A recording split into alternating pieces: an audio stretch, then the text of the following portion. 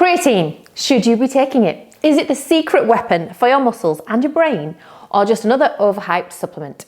There is a lot of buzz about creatine right now, from the gym bros to the scientists.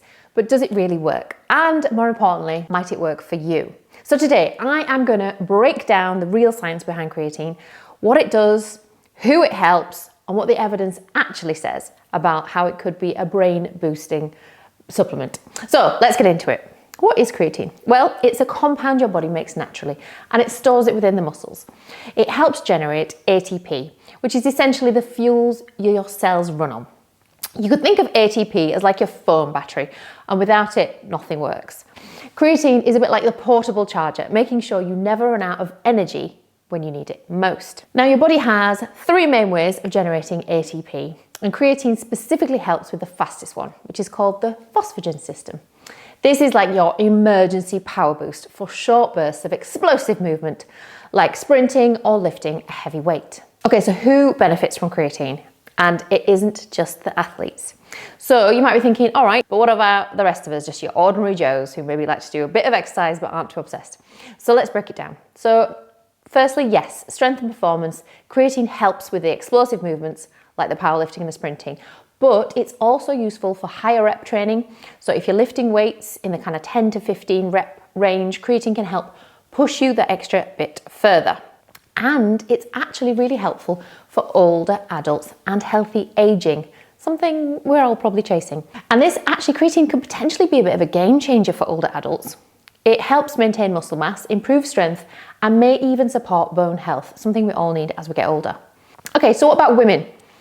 Despite being marketed to men, and when I was buying it, all the boxes are like black and they look definitely like they're marketed for men, it is just as effective for women. It helps us with our strength, our endurance, and our recovery across all life stages, including menopause.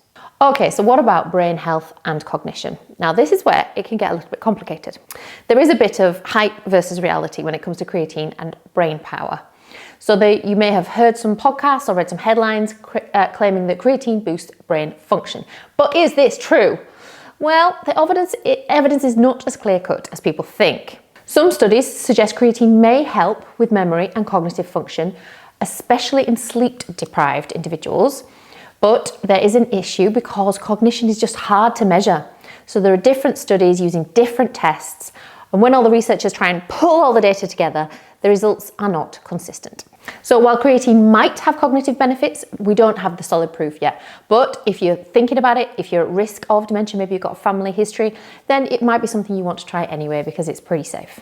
So how to take it? So if you do want to try creatine, here's what you need to know. So it's usually about 3 to 5 grams a day, and that's enough. And you don't need to bother with the loading phase, which might be instructions on the back of the packet. The best form is creatine monohydrate, and you don't need to spend loads of money on this. Don't get any fancy versions. Timing wise, don't worry about it. It can be any time. Pre-workout, post-workout, whatever suits you. And in terms of safety, it's one of the most researched supplements and has a great safety profile. I would say that if you do have kidney disease or you're pregnant, best not to take it. So should you take creatine? If you want better gym performance, more strength as you age, or just an easy, safe way to support your muscles, then yes, I think it's worth a shot. I've just started taking it. If you're taking it for the brain benefits, then remember the science isn't quite there yet, but it's pretty safe to try.